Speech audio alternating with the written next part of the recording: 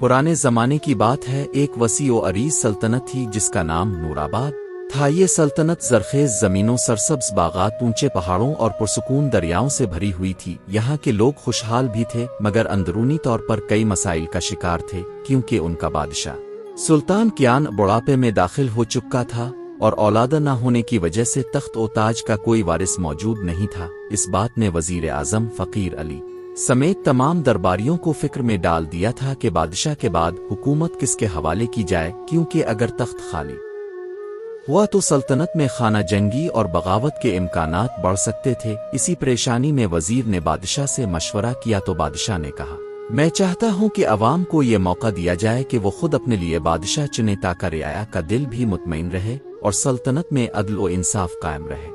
दरबारी हैरान हुए, मगर बादशाह के हुक्म के आगे कोई बोल ना सका। इसलिए ऐलान किया गया कि जो भी शहरी चाहे वो 3 दिन के लिए बादशाह बन सकता है। शर्त यह है कि इसे इंसाफ से हुकूमत करनी होगी, रियाया के मसाइल सुनने होंगे और बादशाहत की जिम्मेदारी पूरी करनी होगी। 3 दिन बाद इसे दोबारा आम शहरी की तरह जिंदगी गुजारनी होगी। ये ऐलान सुनते ही अवाम में खलबली मच गई। कुछ लोग हंसने लगे, कुछ ने इसे तमाशा समझा, मगर बहुत से लोग संजीदा भी हो गए कि ये मौका तो उनके ख्वाबों की ताबीर हो सकता है। अगले ही दिन शहर के बड़े मैदान में तख्त लगाया गया और ऐलान हुआ कि जो भी चाहे आकर बादशाह बन सकता है। सबसे पहले एक किसान हामिद आगे बढ़ा। वो एक गरीब मगर नेक दिल इंसान था। इसने जिंदगी भर मेहनत मजदूरी की, मगर कभी आसाइश न देखी। इसके दिल में ख्वाहिश जागी कि वो रियाया को सुकून और खुशी दे सके। वो तख्त पर बैठा तो पहली बार उसने बादशाही लिबास पहना, सुनहरी ताज सर पर रखा, तलवार कमर में बांधी और सबकी नजरें इस पर जिम गईं। पहला दिन इसने गरीबों को खाना तकसीम करने में गुजारा। खजाने के दरवाजे खोल दिए और मोहताजों को राशन दिया। लोग खुश हुए और दुआएं देने लगे, मगर दरबारी हैरान थे कि ये बादशाह तो खजाना खतरा देगा।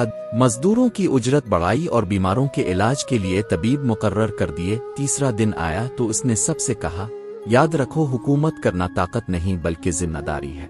इसकी आंखों में आंसू थे, क्योंकि वो जानता था कि आज शाम के बाद वो फिर से आम किसान बन जाएगा। शाम हुई, इसने ताज उतारा और अपने खेतों की तरफ लूट गया। लोग इसे याद करने लगे, मगर कानून के मुताबिक वो दोबारा तख्त पर नहीं बैठ सकता था।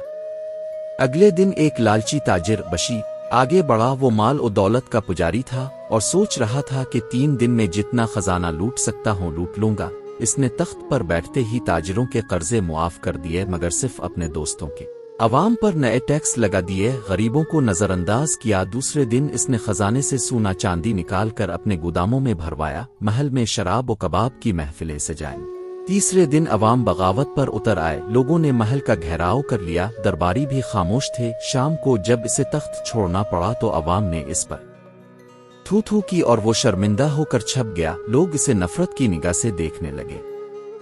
इसके बाद कई लोग बादशाह बने, कोई मज़ा के तौर पर, कोई लालच के तौर पर, कोई ताकत के नशे में, मगर कोई 3 दिन का बादशाह रियाया के दिलों पर हुक्मरानी न कर सका।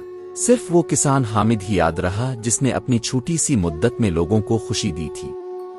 महीने गुजर गए। आखिरकार बादशाह सुल्तान कियान ने वजीर से कहा, मैंने सब कुछ देख लिया। असल बादशाह वही है जो इंसाफ करे और रियाया का दुख समझे। फिर इसने ऐलान किया कि सल्तनत का हकीकी वारिस वो किसान हामिद होगा, चाहे वो गरीब है मगर दिल का अमीर है।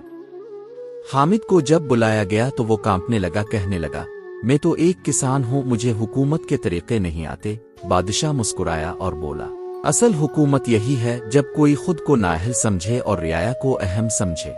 यूं हामिद सल्तनत नूराबाद का मुस्तकिल बादशाह बना। इसने इंसाफ और अदल के साथ हुकूमत की, गरीबों को सहूलतें दें, जालिमों को सजा दी और अवाम को सुकून बख्शा।